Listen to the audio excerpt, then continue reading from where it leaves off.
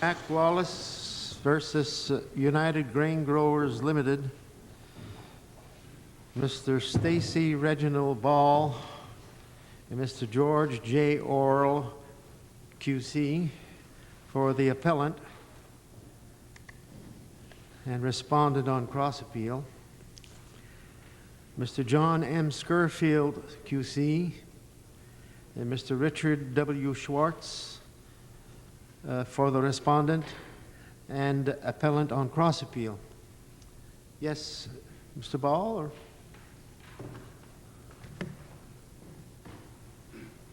My Lord Chief Justice, I propose to break up our allocated time as follows. 50 minutes for the main appeal. My friend will respond to the cross-appeal, and we will use the rest of our time in response. So we propose to go for 50 minutes. My learned friends would go for their period of time, and we would use up the rest of our time responding to their submissions and the cross-appeal.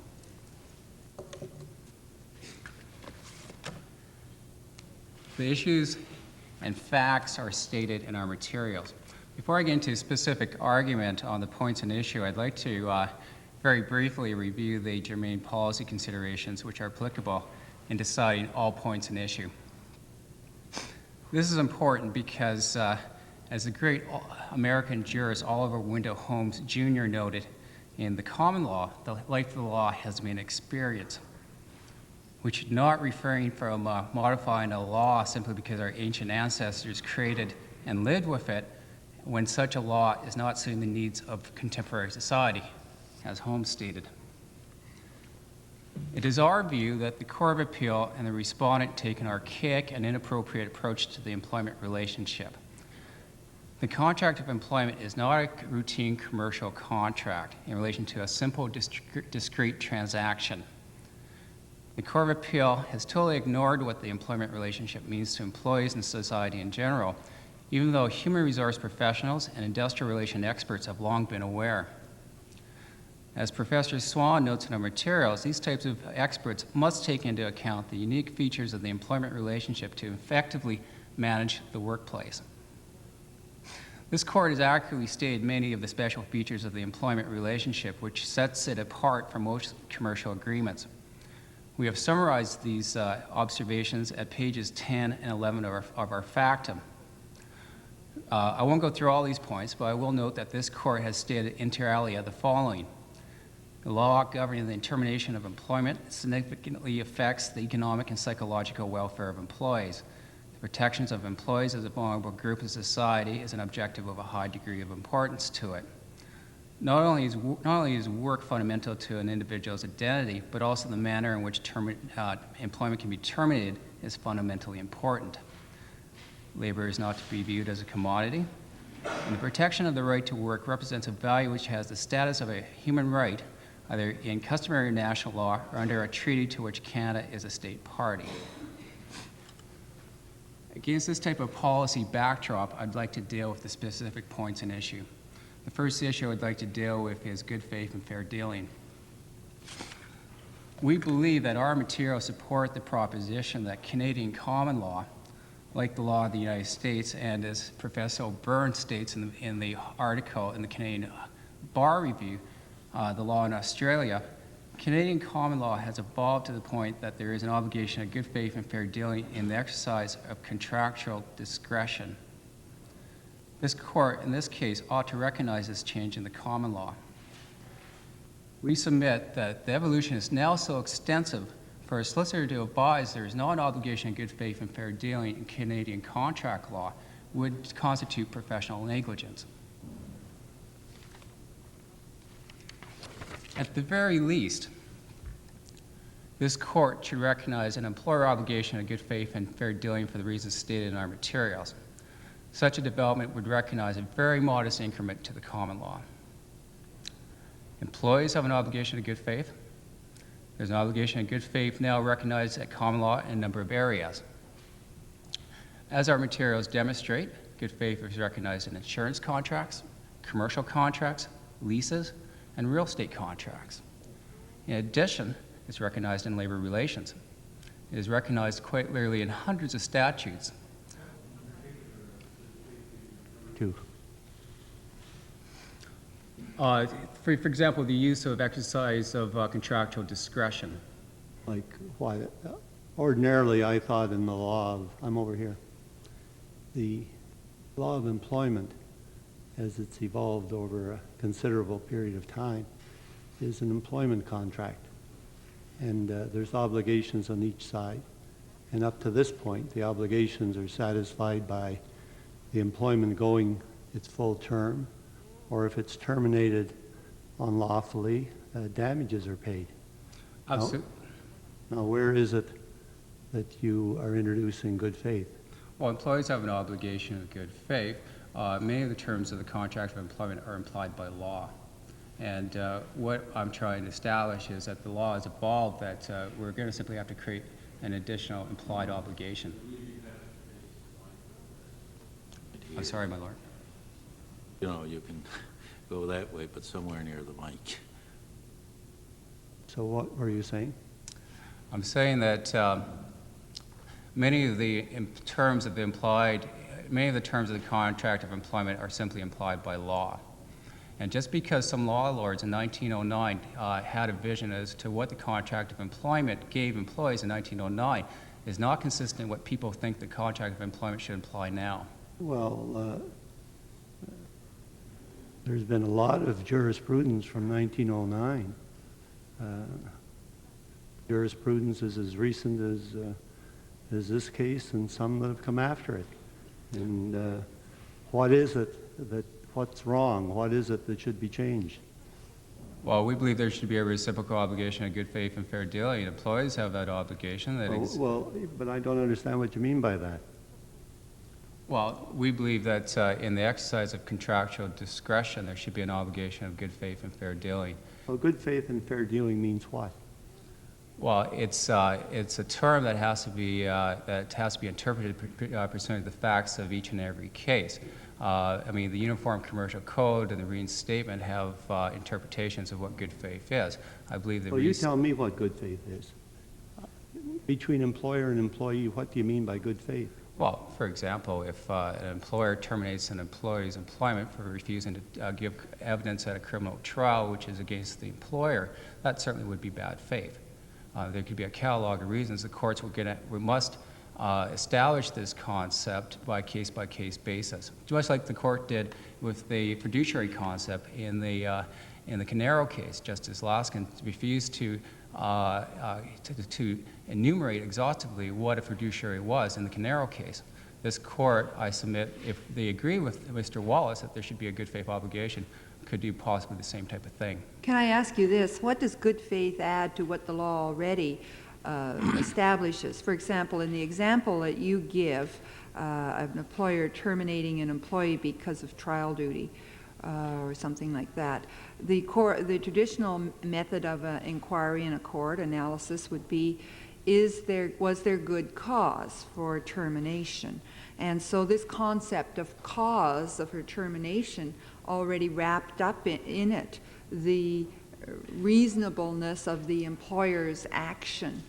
So in that context, the question I have is, what are we adding by good faith? I'd like to be clear about it. It's very easy to just say, well, everybody's got to deal in good faith, but what is it really adding to your case? Why do you need it here? Because two reasons. Good faith, the obligation of good faith acts as a control of contractual discretion. It's a general statement, but you know, it seems to me that we're not talking about discretion when we're talking about the law of what an employer's obligations are to an employer. We're talking about an implied contractual term, and one of the issues in determining what the damages will be or whether the discharge was for cause or not. Now that's a factual inquiry. The judge goes into it, he hears evidence or she hears evidence on it, determines whether there was cause or not.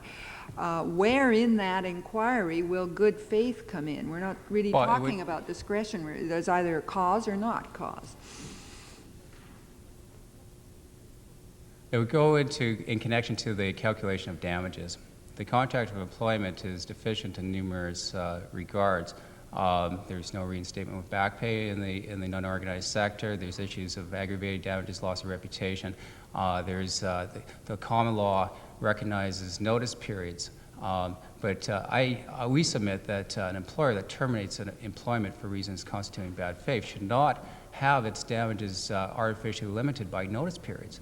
The court must. Okay. So what you're really advocating here, if I understand you, is an additional cause of action for breach of a duty of good faith, which, like an action in tort, would then entitle you to additional damages. Absolutely. In fact, because we submit that it should be a term applied by law, it'd be very close to what would happen in a tort action. Well, you said that this was a rather modest step.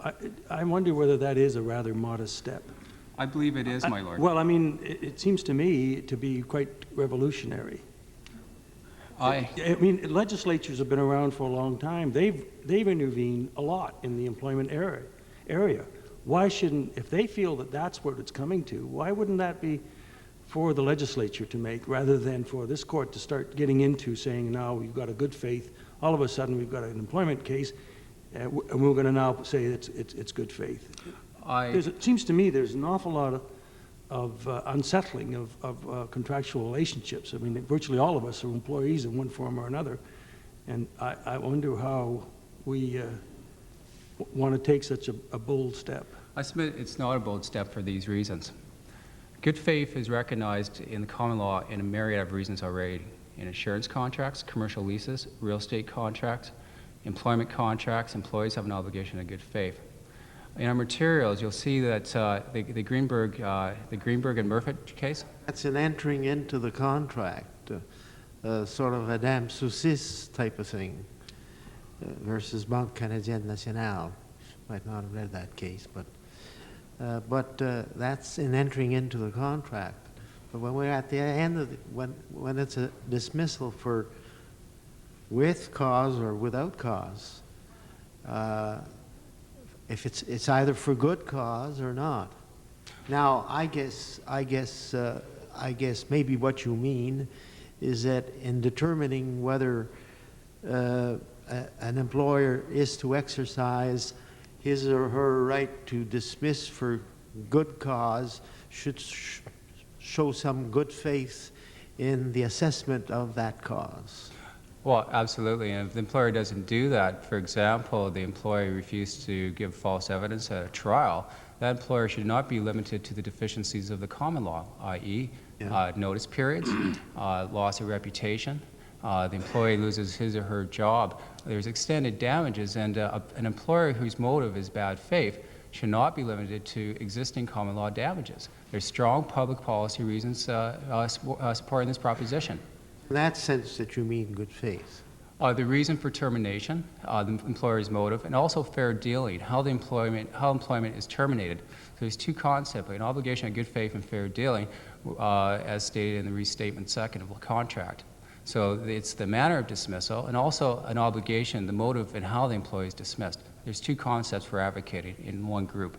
Following up on the Chief Justice approach, it seems to me that obviously we've got to read the contract, including the implied terms in the contract, and follow that. However, in the exercise of the powers given to the employer under the contract, as I understand it, you say that he must exercise it in good faith and not go overboard, and in addition to that, and I think that no employment relationship, well, there are employment relationship, but it does involve a measure of good faith if it's going to be successful. But so that you're talking about the procedural elements of the exercise of the right, I think, and that can be fortified, I would have thought, by looking as well at the position of the employer and the position of the employee who is vulnerable. So I don't think that viewed in those terms, you're not really extending the law all that much, assuming the good faith element doesn't exist either. In other words, you are into the neighbor principle, and you can exercise your right in such a way as to hurt the individual. Well, that would be, I mean, we do mention in our factum that the employer should have an implied obligation of, an implied duty of care pursuant to ANS, which has been basically agreed to by this court, Winnipeg Condo, Kamloops, and so on and so forth. So the neighbor principle is definitely applicable. But there may be circumstances, my lord, where an employer is acting more than negligently, breaking a duty of care when the employer is acting in bad faith. So therefore, we say that the good faith and fair dealing concept should supplement the neighbor principle. In Quebec now, that in any way. I believe so, but I'm not an expert on Quebec law. It's a decision of our court in BCN versus Hull that you cite in your Yes. factum, as a matter of fact, where you say that is relevant to the common law because 1024 is coextensive with the common law principle. Just as That's what BN. you write yourself. Exactly, and The one who prepared the factum was familiar with it. I was the one that prepared it. Well, you forgot about it already. And Justice Fian agrees with that approach of the Court of Queen's Bench of Alberta. But I just didn't want to presume to be an expert on Quebec law. Oh, yeah. I'd like to state further that legislatures have left the employment relationship largely unregulated by statute. In the common law provinces, there are vast tracts which the common law govern. Secondly, furthermore, I'd like to point out that the common law provinces have not had a movement like you saw in the United States in the 19th century to have codification. You saw in some American Western states. We haven't had that. So the courts have an important role to play in the non-organized employment relationship in Canada. Perhaps most importantly, or extremely importantly, even if the province of Ontario or Manitoba enacted legislation like the Canada Labour Code, which gives unorganized employees protection against inter alia bad faith discharges, or the Quebec statute, or the Nova Scotia statute, the common law would still have an important role to play because in the Canada Labour Code, managers are not protected under the Canada Labour Code. In Quebec, and the Canada Labour Code, it's managers and directeurs. In the Quebec statute, it's cadre, which has been interpreted lower than a director or a manager. So even if the province of Ontario or Manitoba or British Columbia enacted legislation, there'd still be an important gap and an important role for the common law to play. Finally, I'd like to point to the factum of my friends.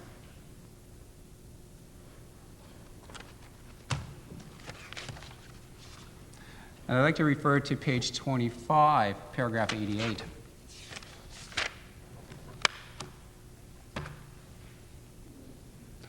Now, they accuse Mr. Wallace of being a revolutionary, but at paragraph 88, they note that the good faith concept in the United States has been developed to provide a modicum of protection for employees which pales beside the reasonable notice concept. What we're asking for is a very modest increment, and they've inadvertently perhaps acknowledged it. Next, I'd like to point out the appellant's, I'd like to make reference to the appellant's oral argument excerpt brief, which I hope the court has.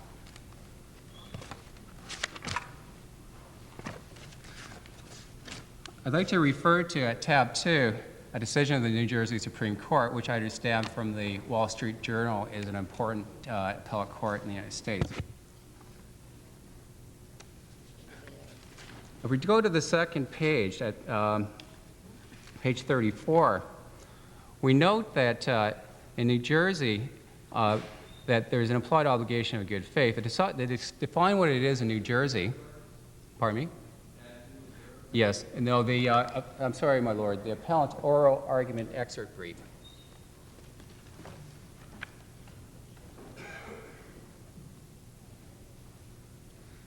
And the New Jersey Supreme Court unanimously notes that they define what good faith is, and then they unanimously note that the obligation of good faith exists not only pursuant to the UCC, which most states adhere to, but also pursuant to New Jersey common law.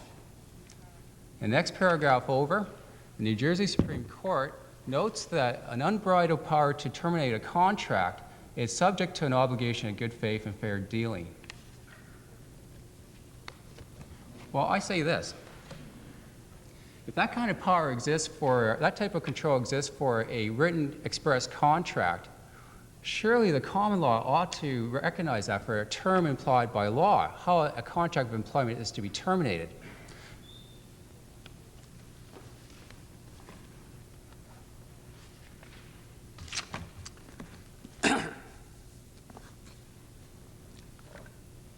What was the result of reading in a good faith provision in that contract?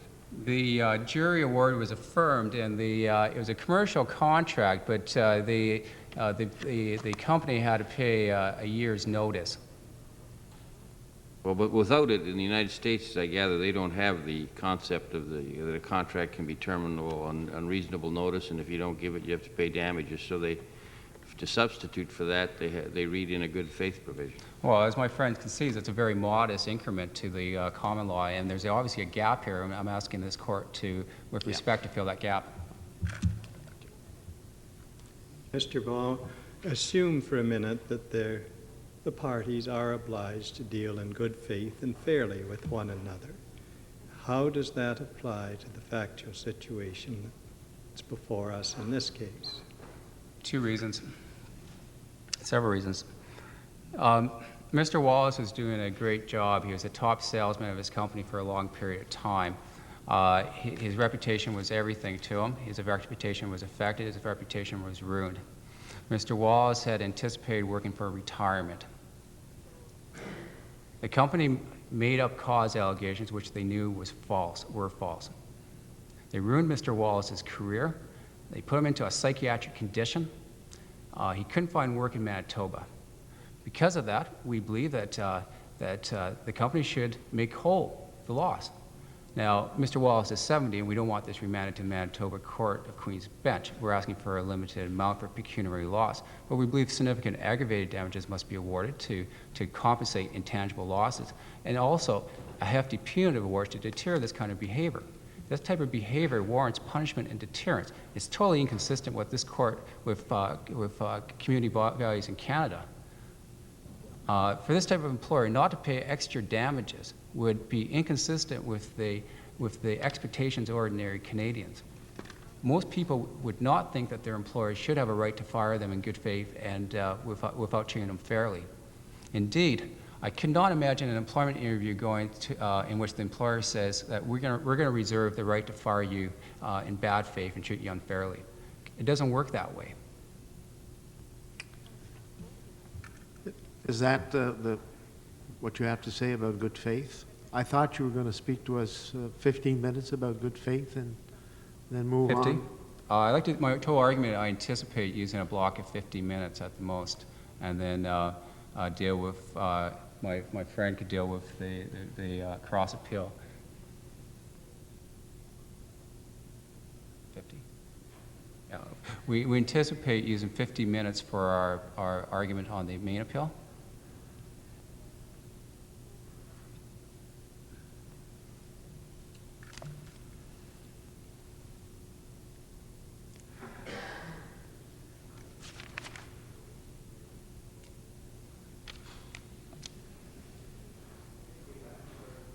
I understood 15 instead of 50. I'm sorry. They understood 15 too, also.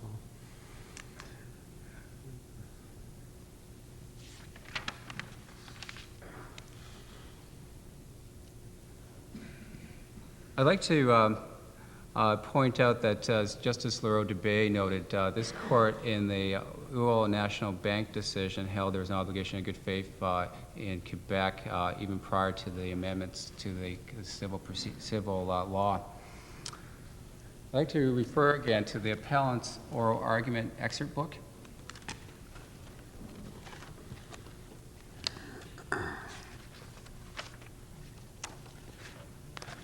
There are now a great many common law cases that recognize an obligation of good faith in Canada. One example is the Court of Appeal for Ontario's decision in Lemorzier and Andrus, found at tab number 1 of the oral argument excerpt book.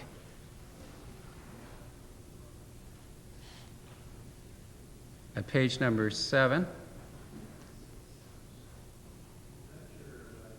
of authorities, or you keep referring to oral argument? Oral argument excerpt book, it's a separate brief with 8 tabs. Tab number 1, my lord. I've got it.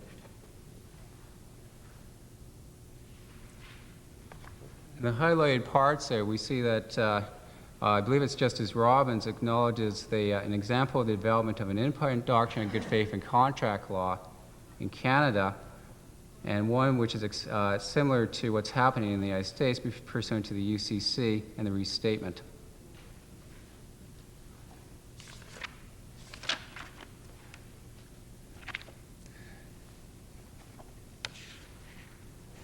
At tab number 2, you will see the New Jersey Supreme Court decision, which I referred to, and that decision is demonstrative of what's happening in the United States. An implied obligation of good faith in terminating contracts exists in common law and pursuant to the Uniform Commercial Code and the restatement of the law of contracts. I'd like to refer to tab number 3 of the oral argument excerpt book.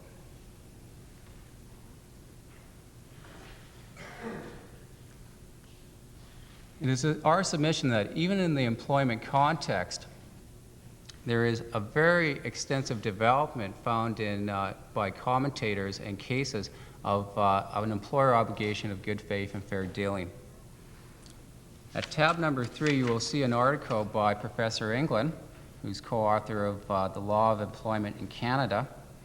At page 589, Professor England notes that the time is ripe for the courts to imply an independent duty of fairness directly into all employment contracts as a matter of law. He notes that this would effectively be a fait accompli as to what is happening through other doctrines, and he submits that this would be better than a piecemeal approach. We concur. An implied obligation of good faith and fair dealing would allow a simple type of action that would make it, that would be preferable to a piecemeal approach. It would probably afford employees a lot better protection because it would be simpler and be easier for counsel to figure out and to apply on a consistent basis. Would this apply if there was good cause for dismissal?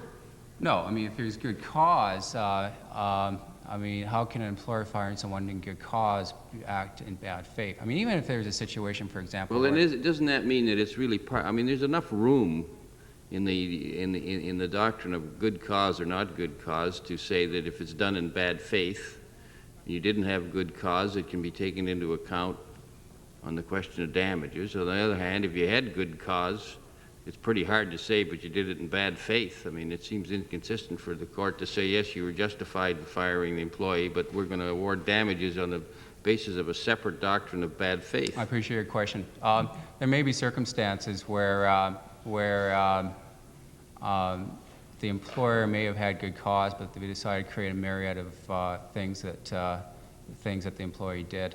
In that type of circumstance, Suppose you could say that if the employee is dismissed for cause, he's demonstrated lack of good faith, and the good faith doctrine must apply to both parties. I believe it does. I mean, it does already. Employees have an obligation of good faith already. Well, it may be. You see, this is the problem with getting into this, it seems to me, because it's so context-driven. And there may be an employee who's just not competent. He good faith tries, but, you know, he just doesn't do the job, the performance standards that are set in the job. And so, you know, there's not much you can do that this person has not lived up to those, although he's acted perfectly in good faith. So I don't think they are, seems to me, always incorporated one in the other.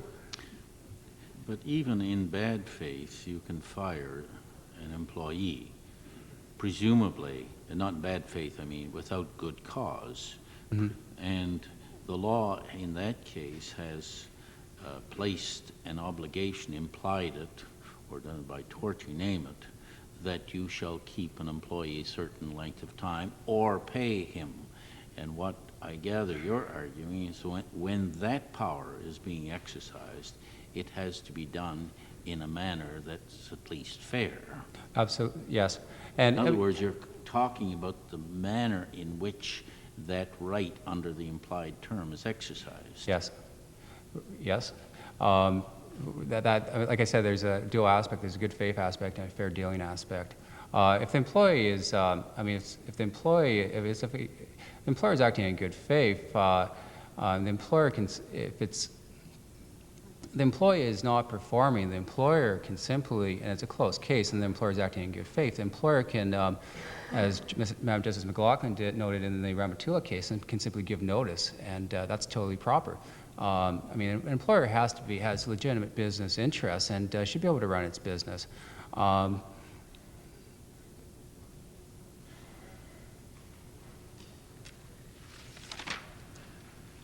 like to go back one page. At page 588 at tab... Aren't we in a situation that you can be in good faith but not have good cause to terminate? But the converse cannot exist. The good cause subsumes the good faith. If you have good cause, you would likely have good faith. It depends how the employment is terminated. But if you have a good cause, then how? Give me an example of bad faith. Maybe you don't like the person, but that's beside the point. It's irrelevant. You either have good cause to terminate. Maybe you don't like the person because he's sleeping with your wife, but he's not a good salesman. And you've got good cause to terminate, and you terminate, and you're glad to terminate.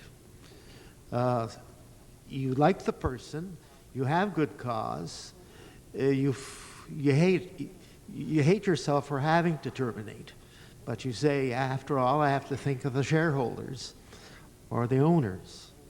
So I have difficulty with what we're going to do with the good faith that's roaming around in the termination aspect of the contract. The other aspects of the contract, I think everybody has to deal with each other in good faith, employers and employees. But when you get to good cause, termination for cause, good cause, then how does that good faith come in? Well, if you have good cause and that's your motivation, there's no problem. Even if the employer is simply, if the employee is not getting along with other employees, your industrial relations are affected, your business is affected. If you're acting in good faith, surely you can give that employee reasonable notice under common law. Oh. So we're not saying that if the employee is, there may not be good cause to dismiss the employee, but the employer's operation is being affected. You can't give reasonable notice. The test for cause at common law exists right now is very high. The employer has to prove cause and its gross incompetence effectively. That's what the case law says. So we're not affecting that. We're simply saying that you can't have a motive amounting to bad faith, and protecting your business interests certainly can't be bad faith. Well, isn't there another aspect to employment contracts that's rather peculiar? It arises from the fact that an employment contract is usually for an indefinite term. So there is a right to terminate without cause. You have to give notice. No doubt, but... And where you're in that situation, it's not a question of cause, but it may be a question of the manner in which you terminate the contract. The manner in which you terminate, but also... And perhaps your choice of time, if you know the employee's position, peculiar position, and you choose to do it at a time which is particularly damaging to him. Well, that's, I think that this court should have overturned that BC Hydro case involving a pension and reasonable notice. So I agree with you on that point. But practical reality is that employees get married, they have children, they take out mortgages, plan their retirements. Indeed, the entire economy is based on the premise that their employer will not terminate their employment on reasons in connection to bad faith. That's what people assume. That's why this economy works. People have families, take out mortgages, plan their retirement, all on the basis that their employer is either going to fire them for cause or for legitimate business reasons. That's just how people work. I thought people worked in the marketplace on the economy of the marketplace. That you had an employee who was good, but there was no work for him, you terminated by giving him reasonable notice or pay in lieu of reasonable notice. We have no quarrel with that.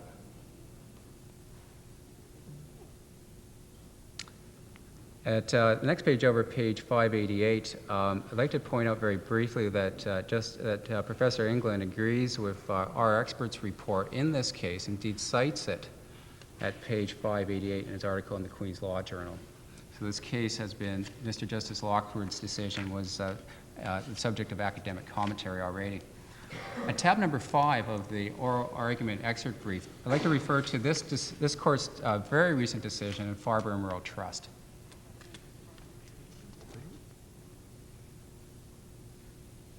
And you look at page 13 of the computer printout that we've, tab number 4, my lady.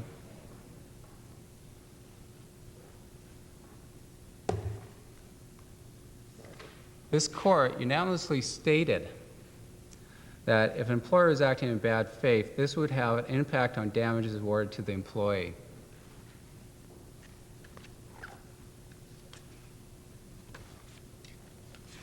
I believe that was a 6-judge panel of this court, if I recall correctly. Law. True, but I can't see any reason in policy or principle to not have that to apply to common law.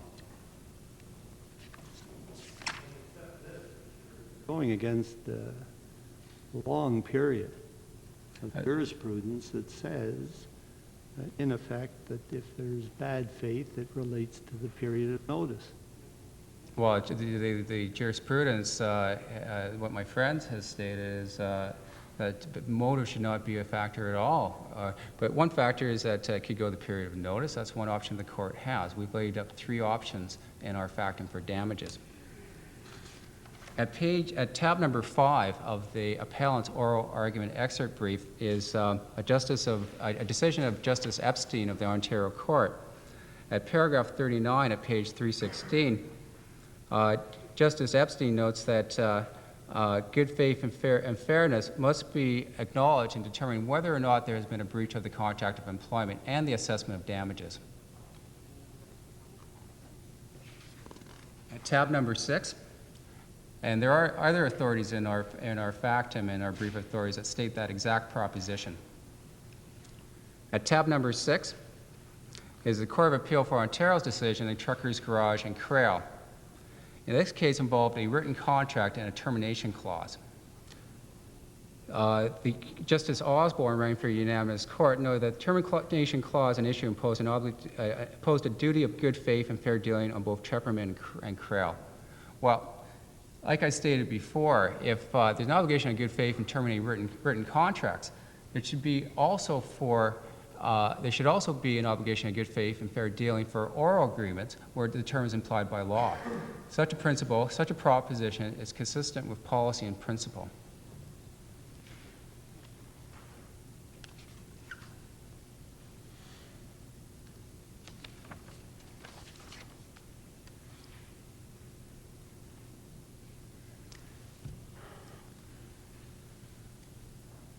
That decision is also consistent with the Court of Appeal's decision in Greenberg and Murfitt, which is also found in our brief of authorities and our factum. Like Professor England, we believe an obligation of good faith and fair dealing should be a term implied by law. Professor Friedland, in his classic treatise, Professor Friedland of Oxford, in his treatise, The Contract of Employment, notes that the contract of employment has a myriad of terms implied by law. Justice Feehan of the Court of Queen's Bench for Alberta noted that the good faith obligation is implied by law. Justice Feehan decisions in Oprah Construction is found at tab 17, volume 1 of our brief of authorities.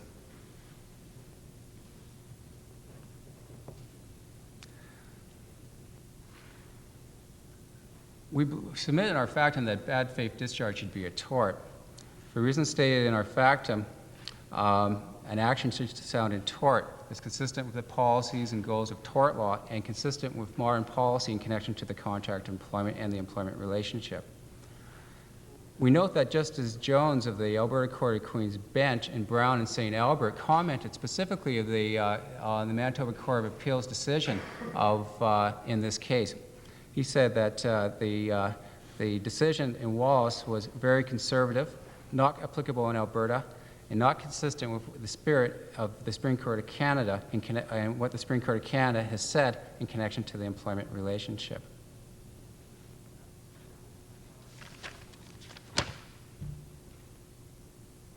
I'd like to get back to our view that this is a very modest increment to the common law. I think it's important to understand that we're not asking for reinstatement with back pay. That exists in the organized context. It exists in the non-organized context under the Canada Labour Code, the Quebec Statute of Labour, the Nova Scotia Statute. Office holders get reinstated with back pay if they win their case.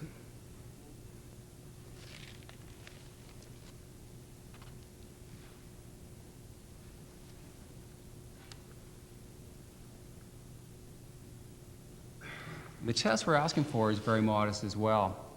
What we're asking for is simply an obligation of good faith and fair dealing. This is very substantially less than good cause. It simply fills in a gap in the common law. Yeah, you have about 10 minutes left of your 50 minutes, and I think you would like to talk to us about punitive damages and other aspects of the case. Yes, my lord. I think you've covered your good faith argument as much as you can. I'd like to refer to, in connection to aggravated damages and mental distress and duty of care, I'd like to refer to the recent decision of the BC Court of Appeal in Didell and Todd, found at tab number 7 of the appellant's oral argument excerpt brief.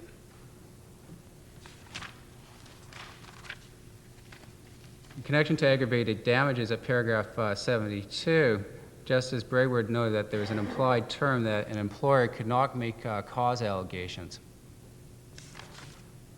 At paragraph 77, next page over, Justice Brayward notes that the employment contract is not a commercial contract. And at paragraph 78, he cites New Zealand jurisprudence. It would appear that the New Zealand courts have now basically made, as part of New Zealand common law, what the Law Reform Commission stated, and the New Zealand Law Reform Commission stated in our materials. Basically, they've reversed the rule in As and Gramophone, and you can sue for damages for loss of reputation. At next page over, you'll see that Justice Brayward agrees with the Newfoundland Court of Appeal and notes that the employer went outside the duty of care. So we get into ands, we get into duty of care. And he agrees with the Newfoundland Court of Appeal and the Nova Scotia Court of Appeal effectively.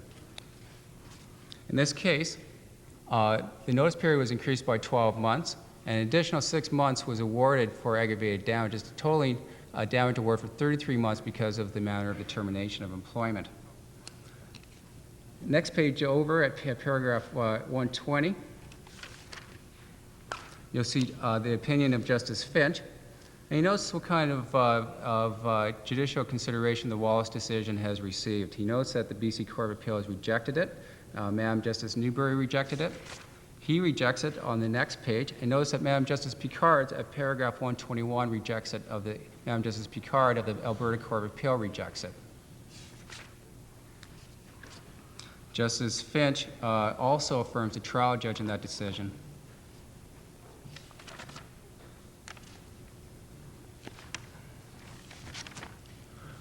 We don't believe that there has to be a wrong other than the breach of contract of employment, which is independently actionable. We agree for punitive damages and for aggravated damages. We believe that the amounts requested in our factum are reasonable. We believe that there are a great many cases now disagreeing with the Manitoba Court of Appeal in connection to punitive damages. Punitive damages have an important and special role to play in the employment context. They deter abusive conduct. They punish people. They help to protect. They help to enforce the policy considerations stated by this court at pages 10 and 11 of our factum. Well, there have been very severe restrictions placed on punitive damages, generally. I mean, if we make an exception for employment contracts, I mean, how would we prevent doing that in other situations? Well, punitive damages, you have to look at the situation. It comes down to whether or not additional damages are required to punish and deter a defendant. Well, that's pretty wide open, and using that kind of philosophy in the United States has come pretty close to wrecking their whole system. Well, I don't think that's consistent with what, how Canadians act in the past, and I can't see them changing. But we have to look at a particular defendant and see whether or not there is punishment and deterrence needed. In my respectful view. Concerning, and punitive damages are important as well. They help control the abuse of, discretion in the exercise of contractual discretion. Concerning notice periods, our fact, and we notice that the courts in the West have had notice periods of up to 24 months. In our fact, there's a case from Quebec in which 3 years was awarded because of extraordinary job protection. In tab number 8 of our materials, there's a recent decision called Donovan and New Brunswick Publishing. That's tab number 8 of the oral argument extract book. In that case, the New Brunswick Court of Appeal increased the notice period to 28 months and would have awarded a greater period if the employee had not found a job. I'd like to, I of course rely upon the materials I've submitted, but I'd like to note that, the law has evolved in the Commonwealth for the last 500 years to protect the rights of individuals, to protect the rights of the accused and the applicable rights of citizens. But practical reality is this: these rights are meaningless to most of us unless we can work for a living. Unless this court allows this appeal and sends a sharp rebuke to the Court of Appeal, it's effectively saying that it's prepared to have the workplace to be an Orwellian state. That is not acceptable with and consistent with modern community values in this country. Those are my submissions at this point. Mr. Ball, Mr. Orr.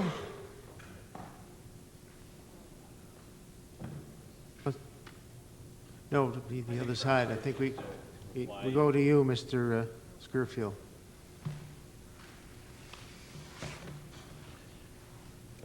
Lords and ladies, I will be dealing with the reply to Mr. Ball's argument, and Mr. Schwartz will be dealing with the insolvency appeal, which is the subject of our cross appeal.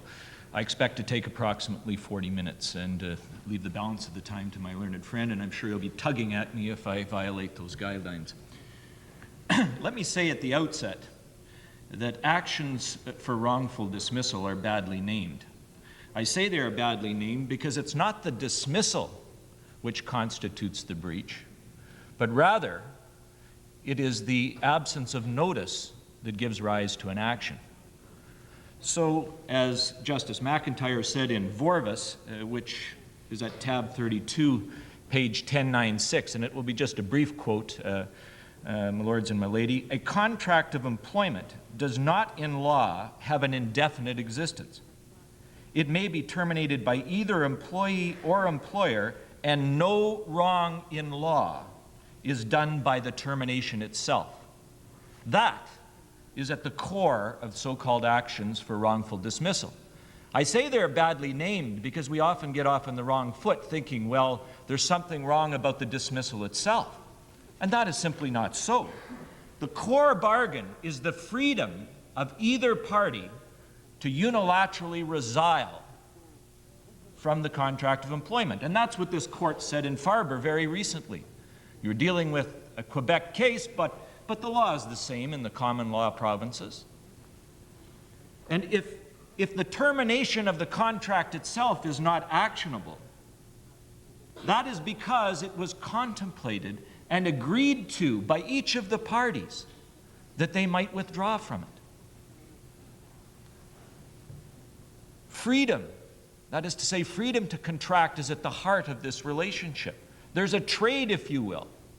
And the trade is that I can withdraw as an employee from my employer's service at any time that I choose if I give my employer reasonable notice. I can change careers. I can choose to set up my own shop if I wish. And I may hurt my employer. I may hurt their feelings. I may hurt their economic interests. But so long as I give reasonable notice, I've kept the bargain. There is no breach. And thus, there is a good policy reason, which was set out in Addis versus Gramophone in 1909 and has been confirmed by this court in Peso Silver Mines and in Vorvis, for saying that there should be no damages for injured feelings or loss of reputation. Why? Because I'm not in breach. Because we made a bargain and I've kept to it. And the employer keeps to the bargain too when they terminate the relationship with an employee, so long as they give them reasonable notice. The issue then, with respect, is whether or not reasonable notice has been given. And if it has not, then according to the basic rules of the law of contract, what that employee is entitled to is what they would have received if the contract had been performed, and no more. Well, if the contract had been performed, reasonable notice would have been given. So the task of the court is to determine what that period of reasonable notice would have been, and nothing else. Unless, in the course of dismissing the employee, as an employer, I commit some independently actionable wrong. It's not a situation where I should be found accountable if I'm not nice. I mean, it would be desirable if all employers were nice and sensitive, and I don't mean that dismissively. I really wish that that were so. But it's not the court's job to enforce social niceties, but rather to enforce and give remedies for legal wrongs. So for my learned friend to stand here and argue for additional damages, what he must do is convince this court that some legal wrong was committed by this employer, not some social wrong or some lack of nicety. Gerfield, can that arise in the manner of dismissal, an allegation of addiction to alcohol when that doesn't exist, allegation of dishonesty when that doesn't exist, allegation of incompetence when there was none? Well, those are perfect examples, my lord, because yes, it can. And if you take the last case, the Dedal case, if I'm pronouncing it correctly, that my learned friend referred to, it did. Because there were allegations which constituted defamation in that case. And if you defame your employee on the way out the door, then in my view, the court should assist you in providing you with a remedy, because that's an independently actionable wrong. If you deliberately inflict mental damage on an individual, Wilkinson and Doughton, then the court should assist you with a remedy. But the court should not provide a remedy if on the way out the door you say, look, Joe, you know, here's your reasonable notice, but I've never liked you. You know, the bottom line is that I just can't work with you. I don't think you're a nice person. That's the sort of assistance my learned friend seeks in this gap, as he calls it. The gap that he's identifying is really to provide a legal remedy for things which are not legally wrong. Well, there's the additional thing that you haven't covered, and I'm sure you're going to come to it, where, as you say, you have the right to terminate on reasonable notice. Where you terminate for cause and you have no cause and yes, don't give reasonable notice, should the manner in which you did that, even though it doesn't amount to an independent cause of action, entitle the court to take it into account in awarding damages? Absolutely, my lord. I think Chief Justice Scott had it bang on in his reasons for judgment for the Manitoba Court of Appeal when he said the proper way of assessing damages is to look at exactly that feature and say, if you have, in the course of dismissal, done something which has an impact on the ability of this person to find work, that should be a factor. Not the only factor, but, as he says, one of the germane factors for the court to consider in assessing that period of reasonable notice. And I think his reasons in that regard are absolutely logical and coherent and consistent with the existing law. If they are a change, then they are true incremental change, not what my learned friend is suggesting. I mean, let's look at what my learned friend suggests in his factum, if I will. And I'm referring to paragraph 46 of his factum, and it's only one sentence, so I'll simply read it to you. But he says, in paragraph 46 of his factum, the fact that employees reasonably expect their employers to not discharge them in bad faith and only for cause or legitimate business reasons is trite and should be recognized by this court. Mild incremental change? I suspect that the employers of this world would have a heart attack if they realized that my learned friend is suggesting that they can no longer terminate an employee because they can't work with them, because they don't like them, because in a small working group there's no longer that harmony that you need to survive and indeed hopefully to excel in your economic goals. Might extend the economic life of hockey coaches, though. It sure would, my lord. It would extend the life, I suspect, of every employee who isn't subject to some form of collective bargaining agreement. I mean, the problem with what my learned friend is suggesting is that it has never been legislated and subject to debate in the legislature. It's never been negotiated. That is to say, the parties have never sat down and made this deal. And ultimately, in these particular circumstances, the factual premise has never been tested in a courtroom. We've had a number of academic articles dragged in on which he bases a statement that it is trite that these values are shared by all Canadians. But I'd bet I could drag in Preston Manning and the whole Reform Party, and they'd all stand up and say this isn't trite to them. And I guess I could drag in an awful lot of small businessmen who would say, my goodness. You're in the wrong building, Mr. Schofield. Up the hill. And that's my point, my lord. Has he written an article on this subject? My lord, that's exactly my point. I'm in the wrong building because Mr. Ball's got us in the wrong building. You know, you may be in the wrong building, but for that remark, but the truth of the matter is how much of the law of contracts was enacted by the legislature anyway. We can, if it's based on adequate grounds, extend the law. Some people say incrementally. Sometimes we reach a little more than that, but by and large that's right. And you can make, I think, a quite legitimate argument for saying, yes, there's good faith. It's not that wild a thing in view of the fact that you look at contracts that are negotiated through collective agreements, and there are things that cover this. So it's not, the common law reacts to what's going on around it. So I don't think it's that far-fetched. You may be right to underscore the need of the employer to do what he has to, but the manner in which he does that may be a matter upon which this court could decide that some measure of not nicety, but good faith has to be exercised. I don't think that's that far off. Now, one would have to be very careful not to louse up the whole of the law of contract and to give the parties their freedom. Well, my lord, I certainly agree that you have the jurisdiction to do it. I suppose my point is that the illustrations of legislative intervention federally in the province of Quebec, in the province of Nova Scotia, go a long way to remove the argument of my learned friend as opposed to support it.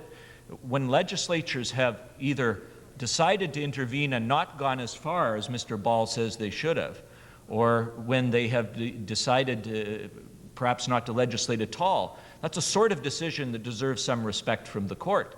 We look at the Canada Labour Code and he says, well, they've left a gap. Well, maybe they chose to leave a gap. And the reality is that unless there's some sort of evidentiary base for suggesting that the court must deal with this because society as a whole reflects these values and the legislature is incapable of dealing with it, then it seems to me that there really is no major impetus to change or alter the law. I think what...